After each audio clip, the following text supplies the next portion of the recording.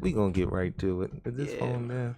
So this is PSA Philly service announcement. Takeover Tuesday, takeover love, support, grace, social activism, resources, and art. I am the assist.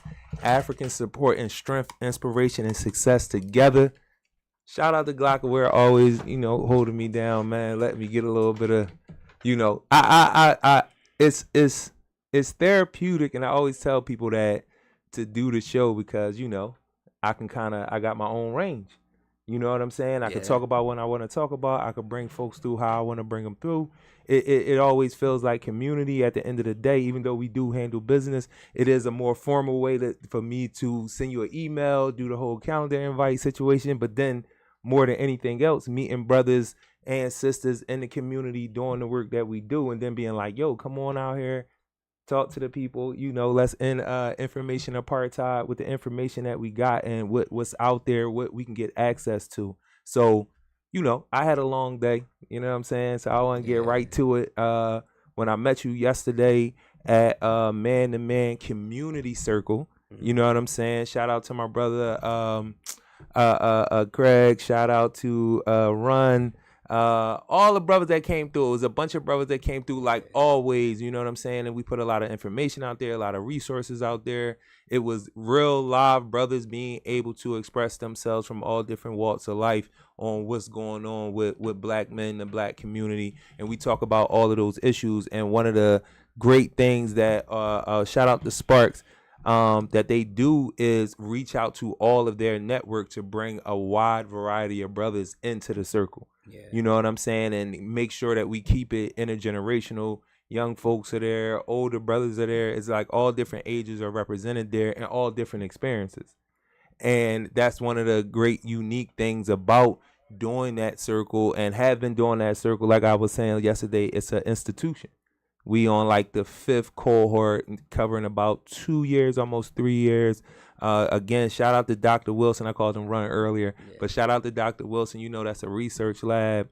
He do after school programming. It's a history space where he's teaching Black history. African history. It's a community center. Where you can come for all different type of resources, and he'll put you onto it. And it's in the middle of our neighborhood. It's on 65th and King Sesson. It's not on a main street. I always talk about that, and I always tell him that, always give him his respect for that. Like, it's not on a broad street. It's not on a Lancaster Avenue. It's not on a Baltimore Avenue or 52nd Street. It's not on a main street. It's in a residential area in the community with the people, and he's providing a lot of different resources, and I appreciate being a part of that. Also, always got to get this in there. Shout out to my brother Atlas. Always big in the show up. You know what I'm saying? We are community partners. It's a Blueprint to Peace program. Blueprint to Peace program. Go to @Blueprint to Peace program on Instagram. Definitely check out the Panic Room. That's something that the brothers were already connected to at the Fathership Foundation. We wanted to end the circle early so we could attend the Panic Room. The Panic Room is every Monday from 6:30 to 8 o'clock. You can get all type of different mental health resources. It's a safe space, virtual safe space. And I would tell any brother or sister, tap in. You know what I'm saying? So again, Blueprint to Peace program. Mondays, the Panic Room, virtual safe space from 6:30 to 8 o'clock. That's Blueprint to Peace program, and y'all can go on Instagram and go to it, or go to the Instagram and check it out. They provide a lot of resources in Kensington. They do a lot of mentorship. They have nutritional programs. It's a whole thing of trying to transform your life. So again, Blueprint to Peace program. Shout out to my brother Atlas. Tap into him too as well. Executive director of that whole program. So getting that in there, and not out the way, but in there. I don't introduce anybody. You know what I'm saying? I'm big on identity, critical thought. For me and my experience, that's what made me the man I am and look at the world the way I look at the world, always wanting to grow and looking at the world. But I feel like I have a purpose, and my purpose is my people. And I got that from getting, learning how to critical think and understanding the importance of ideas. You know what I mean? Or the importance of identity. Absolutely. So, like I said, I don't introduce anybody. Yeah. So kind of give them a little run. Tell them who you are, Yes, program absolutely. wise, who you are as a man a little bit. You know, we don't want none of the, you know, but like give us something that what you stand for as a man. So, you know what I'm saying? So thank you for having me. My name is Amir Joshua Palmer. I'm a Philadelphia native, you know, Philly, 215 all day. Grew up in West Mount Airy. I would say between the years 85 to 95, that section of Philadelphia, northwest section, West Mount Airy, Germantown, Chestnut Hill, that sort of corner of the city is an interesting place because I think it's representative of what, if there's a such thing as the idea of what America is supposed to be. For that 10 years, those that grew up in that community would say we got a little bit of a taste of it. I often would say the idea of America, I think, is more real than America itself. You know, there was this concept that was birthed, and you know, that's a conversation for another day. But for sure, I mention that because it's such a piece of my own identity. Most recently, for the last almost 12 years of my life, I've been living in Sardinia, Italy. It's there's two major islands in the Mediterranean, Sicily and Sardinia. Sicily's a little further south, closer to the north continent of Africa. Sardinia is a little further to the west in the middle of the Mediterranean. I mentioned that only to segue into the program that I'm in 2024. I came back to Philadelphia around January to really go 10 toes down. I often mention that I took on a burn the boat mentality. I don't know if you're familiar with the concept. You know, I can tell you a little bit about that. Yeah, you know what I mean? and that's what I've done. All my adult life, I've been in some way involved in education or working with youth or work with community, whether it be nonprofit or for-profit sectors. But at this stage of my life, I'll be 50 this August. I felt and I feel and I'm passionate about creating my own vehicle that I can then operate from as an apparatus to do the work and the service that I'd like to do, and that layer and level of impact. Am I speaking to No, you okay. good. Moral Gorilla Foundation is a 501c3 nonprofit private operating foundation that I've just incorporated this past 2024. If those are familiar with the language, and those that aren't, maybe a nonprofit 501c3 private operating foundation functions a little bit differently than what's a traditional charitable trust. You know, folks give $5 here, $3 here, 50,000, 20,000, so on and so forth from charitable donations, right? Private operating foundation is the idea is that the majority of the funding, and there's a high percentage of 85-90% of the funding, comes directly from one source. That source that I've now created is called Moral Gorilla Incorporated, an S Corp e-commerce t-shirt company. And the idea is that the sales of the t-shirts, the proceeds, a portion of the proceeds will go to funding the nonprofit organization. And I set it up in this way specifically because at the end of the day, I would like for it to be an autonomous running entity, the work that we do with the nonprofit, and then, of course, grow to scale capacity, the for-profit, as much as you want. The principles of Moral Gorilla on the for-profit side are rooted in what's called the triple bottom line, which is people, planet, profit.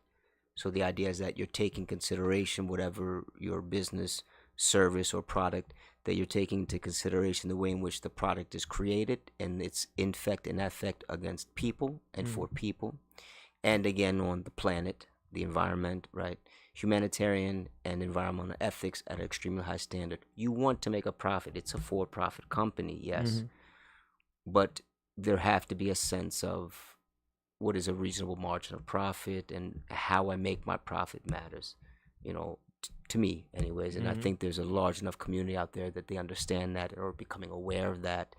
And specifically to the communities we're talking about, I think it's something that we have to have a conversation with. So the t-shirt company, and as I'm wearing the logo now, you can see, and the concept is morals, spelled as in morals, you know, a sense of ethic, principle, and integrity. And gorilla, spelled like guerrilla warfare, but the idea, obviously, instead of arms, our arm is our arms, Mm-hmm. and this sort of, double entendre play on the words of these two. So it was important and vital to me that before the very first shirt was ever printed, that I found and identified a source, manufacturing, production, printing, distribution, that had that sense of ethic in how they produce the shirts. Mm-hmm. I also wanted to support local economy, so I wanted it to be something that's made in the United States. So I found a company down in North Carolina that met those standards. And so there's no fulfillment center, there's no shipping center. Everything is, there's no physical store to buy the shirts. Right. It's all e-commerce, again, to lessen that carbon footprint and those types of things in terms of the impact it has in a negative sense on the environment. No fancy packaging and all these things. Mm-hmm. But the quality of the shirt, the quality of the fabrics, the quality of the dyes that are used to put into the ink are of the highest standard. Mm-hmm. So it's reflected in obviously the price points as well.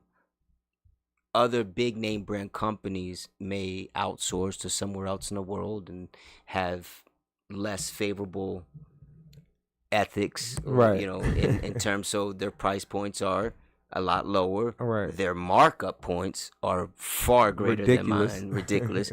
And so, but they can still sell it at cheaper cost Mm-hmm. because they can do the larger markups. So this is all a part of that conversation, that language that I feel is important in understanding what it is you're getting when you buy a Moral Gorilla t-shirt. And then, of course, the fact that there is this relationship between these two entities, the for-profit and the nonprofit. Now, the work that the nonprofit will do, funded in part and mostly by the for-profit entity, is work in terms of social justice. Mm-hmm. The specific program, the sort of the flagship project that we're looking to launch is called Invest in Human Potential. And this is a year-long fellowship for 5 rising high school seniors, 5 young black men in Philadelphia, go to school in the county of Philadelphia, reside in the county of Philadelphia. Mm-hmm. There are other criteria in terms of the character, the profile of the candidates that we're Right. looking to participate. It is by selection process. There's a committee to select, so it's not like an application process. Right. It's more of some of the more prestigious fellowships. You get tapped and say, "Hey, you've been nominated to Right. participate in this fellow." And I was like, "Oh wow, what is this?" Because my thinking and strategy about it is, how do the most successful, the most well-funded, those that are at the apex of these different industries, how do they do it? And I want Right. to model it off of that, even though I have 2 pennies and a ball and a transpass and a dream, wanting to make it all happen. So the question that I gotta ask, Mm-hmm. one is the environmental impact part. Like I appreciate you explaining, the carbon footprint part of what e-commerce is, like eliminating a lot of Middleman. like the middlemen, not just the middlemen, but it's like I'm very cognizant of waste. Yes. Like what the waste is. I'm very cognizant of exploiting people for their hours. You know what I'm saying? I'm Yes. very cognizant of all the corners that I can cut by law. Right. You know what I'm saying? To devalue a product, because that's what capitalism usually does. Mm. That's why these price points always come down, because you want to mass produce. Right. You want to get it out as fast as possible, for Right. as cheap as possible, for the biggest markup as possible. Right. You know what I mean? And the more stuff you keep getting out there, the more people see. And there's a bunch of other parts of advertisement, Mm-hmm. but it all devalues the product. Mm-hmm. And in turn, you devalue the people who are creating the product. Yes. Because in order for them to make this cheap product so fast, you have to cut some corners in the way that you treat them. Right. You feel what I'm saying? Absolutely. Whether it be space where they make it, environmental issues that's going on that you're exploiting, Mm-hmm. Meaning the whole village versus the city concept. Mm-hmm. You know what I'm saying? And now you got these folks, you're messing with them psychologically because you're messing with their ecosystem, their Mhm. environment by even building a city. Right. You know what I'm saying? To Right. make this alternative, modern lifestyle Right. that's to challenge whatever was already there for millenniums. Right. You know what I mean? And all that I'm saying, and I can keep going on and on and on and on, that's paying attention to the carbon footprint. Correct. Like I want people to understand, because you explained There's it a correlation. very well. But and then we, for the sake of time, you know what I mean? It's like, yo, it's so much in the process of making clothes that makes the clothes anti you. You know what I mean? To even how the fabrics feel in your body, what they can do to your body, because again, we're cutting these corners, Right. and we just trying to get it out there, and you just trying to consume. So with that part of it, like, where did that start for you? Like, where did the idea that the environment was important? You know what I mean? Where did that idea start from? I would say in 10th grade, 8, 9, yeah, 10th grade, probably before. Again, so the neighborhood I grew up in. So depending on where you grew up in Philadelphia, you either have Cobb's Creek, you have Cobb Park, you have Fairmont Park, you have the Wissahickon, you have the Pennypacker. You to the northeast you have I can't think now, it's dropping my head, but there's some sort of greenery somewhere. And so even some of the most seediest, quote unquote, hood urban parts of Philadelphia, you can probably take a few steps and get to some fairly lush greenery. You know what I mean? In terms of trees and even deer and foxes and toads and newts and all in the creeks or rivers or streams, right? So I spent a lot of time, and I was just that kid, like,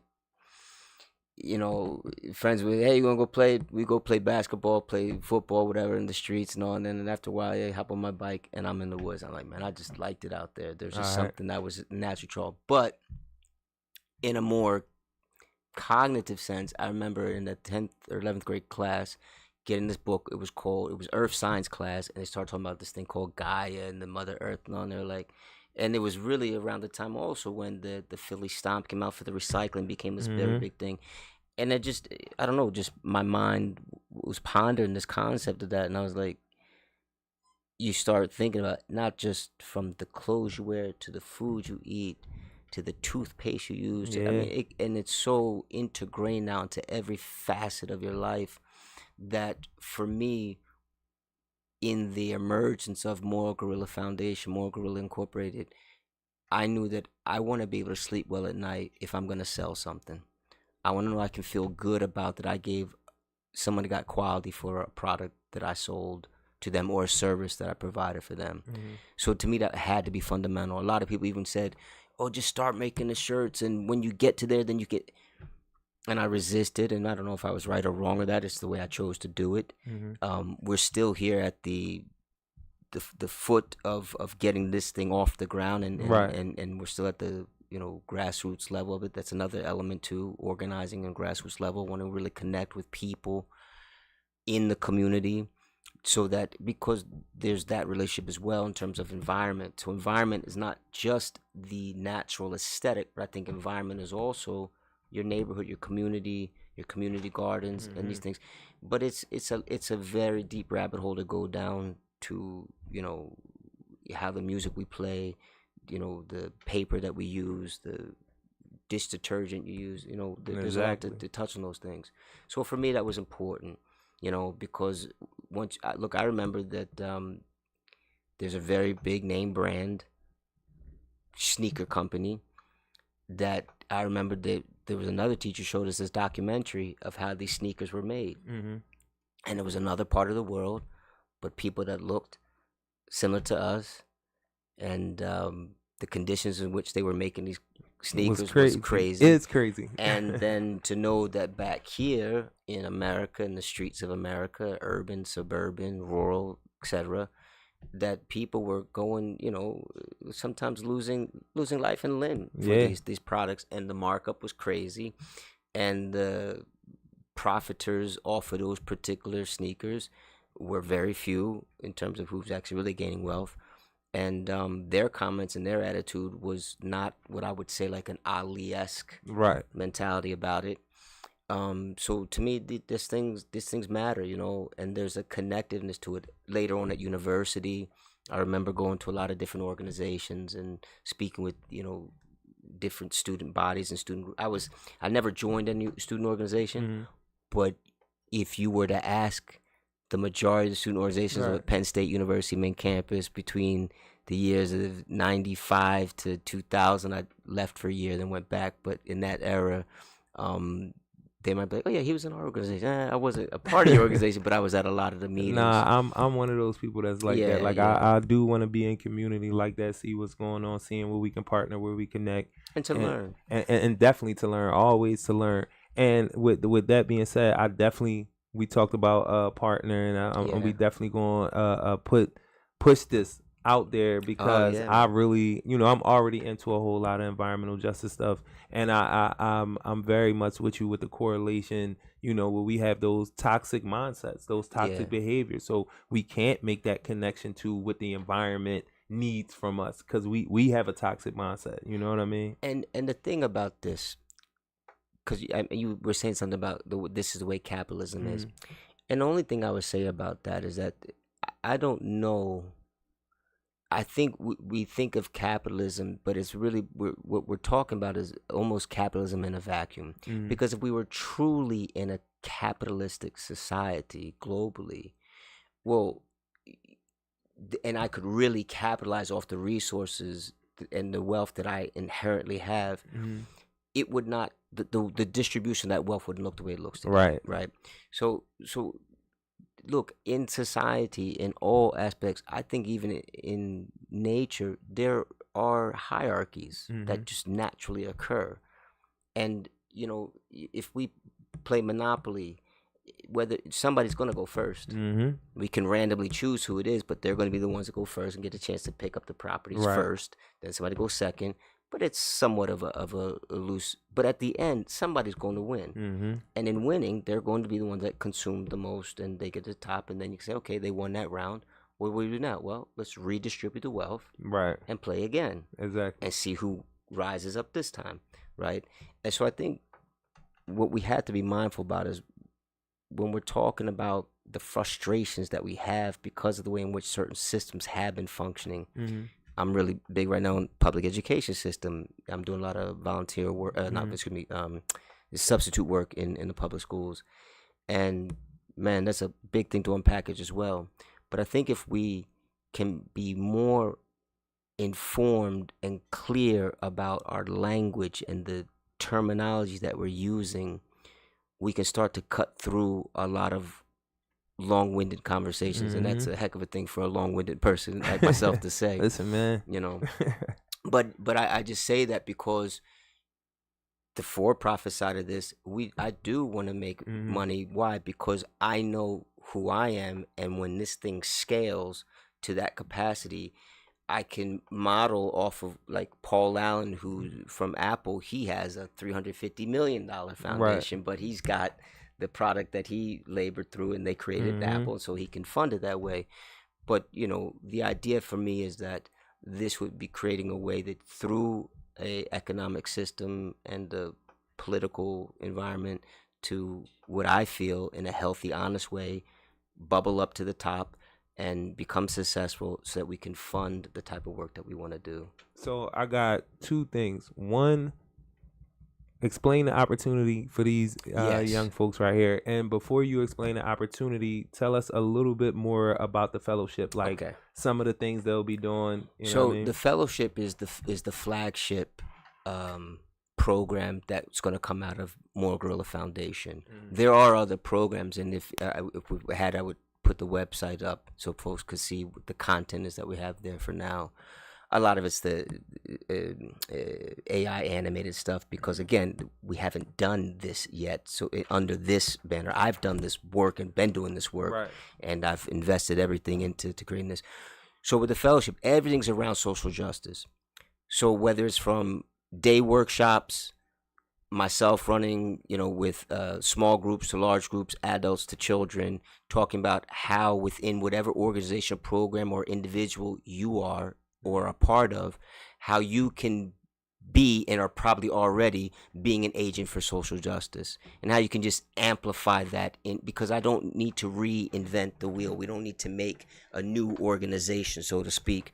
But if we can become a conduit in which we can help to amplify the work that so many great organizations are already doing, that's always the ferment in the background of what Moral Gorilla Foundation is looking to do, while at the same time doing our own programming and having our own unique approach about how you can be an agent of social justice, looking at some of the more being an army of one, so to speak. How I can first let me take care of myself, clean up my own house first before I start trying to tell other people how they can improve themselves. So there's that. The flagship program, Investing in Human Potential, is a year-long fellowship. My goal is to make it one of the most prestigious, and not the most prestigious fellowship of its kind out of the city of Philadelphia.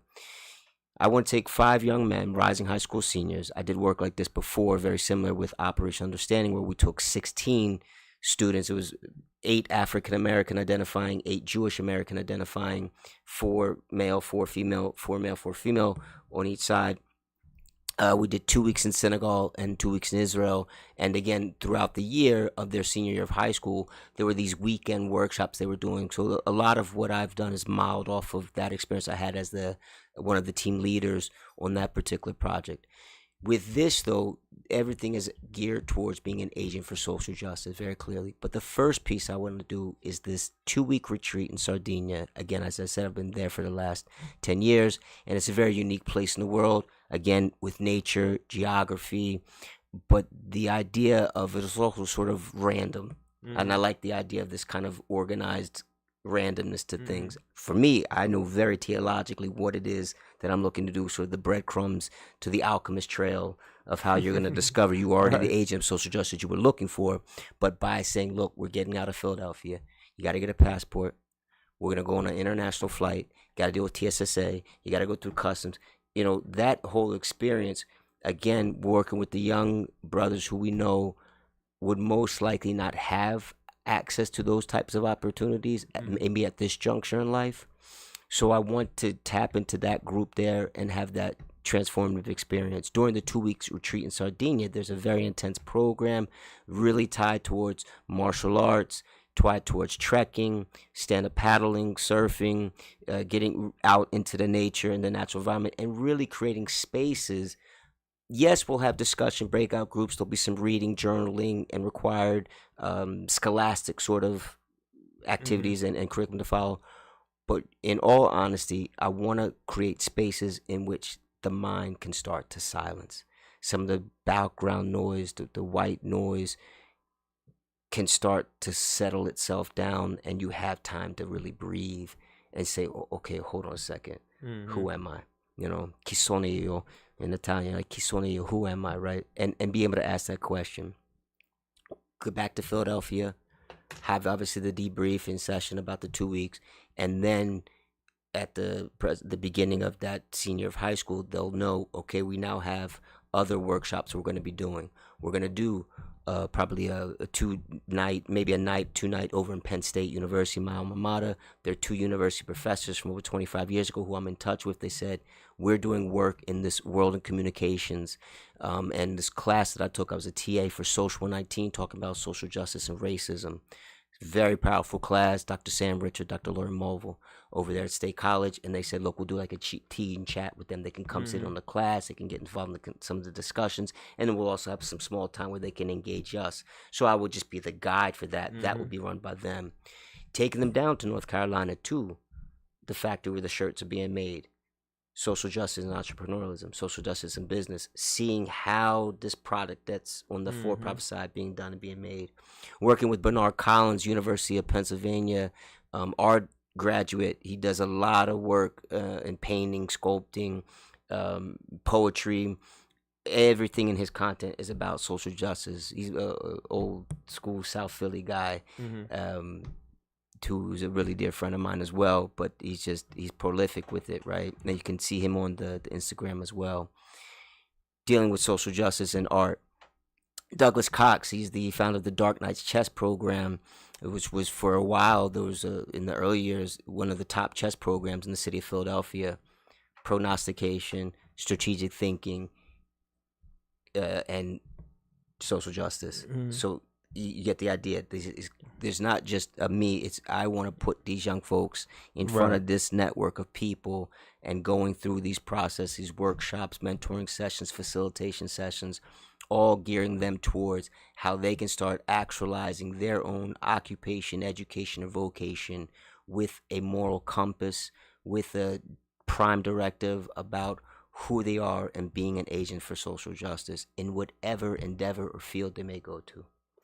So before we get out of here, I need to inform these young folks Yes. of how we gonna So be a part of this, but yeah. also, be a part of the for-profit side of this. So on the for-profit side, Mm. and I was like, well, what can you do? You can go and hire a marketing campaign person, or why don't I take those same resources I would have allocated to that, and let's see if I can go to the source direct.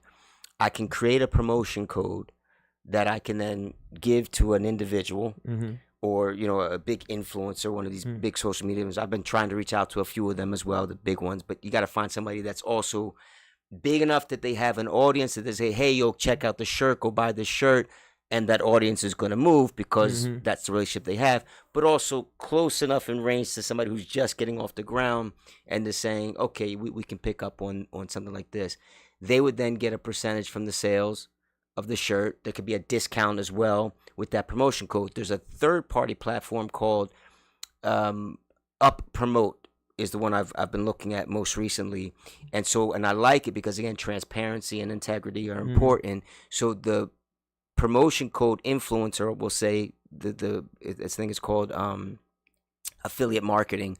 The affiliate marketer can see how their promotion code is being used.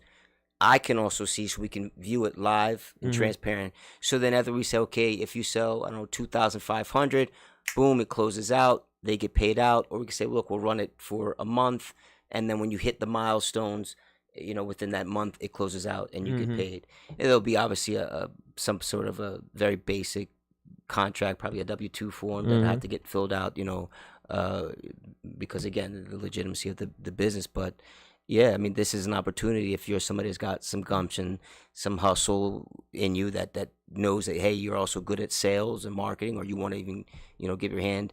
Again, there's a clause about making sure you're representing the brand correctly, because that's imperative as well. But, this to me, I like it as an opportunity to say, hey, I got some work. If you want to put in some work, it's good for me. If you're successful, it's good for you if you're successful, and making sure that that's very clear and transparent. Right. So, we came in a little late, but I think y'all got a whole bunch of information. Normally we go, why do you do this? That you put that in there already. I asked you about some identity. What's the resource? So all of that was in there. I didn't get to ask those questions directly because he already had it all down. I appreciate this. Yeah. We had a conversation last night about words. Yeah. You know what I'm saying? Being able to articulate yourself, communication. Right. One of the things about being able to communicate yourself, just period, it can lower stress. Yeah. Because you can get out what you think, and a lot of people can't get out what they think, and it makes you have a physical reaction. Yeah. You're a powerful person. You know what I'm saying? When you can articulate yourself, the people that it's the old adage, the pen is mightier than the sword. It's just true. And being able to be comfortable with knowing that, hey, I often say, look, folks, I don't know how many folks study Malcolm X, but there's just so much work that needs to be done, and he's unpackaged so much of these things. And being able to have the humility saying, I remember watching an interview and someone said a word he didn't know and said, well, you have to tell me what that word means before I even answer the question. And it was a scholastic word that was used, and then the person gave it to him, and then right away he's able to cut right through and give an expressive of who he is and what that moment was for him. So yeah, being able to express yourself, it's just crucial. Definitely. So listen, man, this is PSA Philly Service Announcement Tuesday, Takeover Tuesday. I can't even get it out. What just happened? We was talking about words and it didn't come out. I got to do it again. I don't know what just happened. Philly Service Announcement. This is PSA Philly Service Announcement Takeover Tuesday, Takeover Love, Support, Great Social Activism, Resources, and Art. I'm going to go ahead and get out of here and say, I love black people!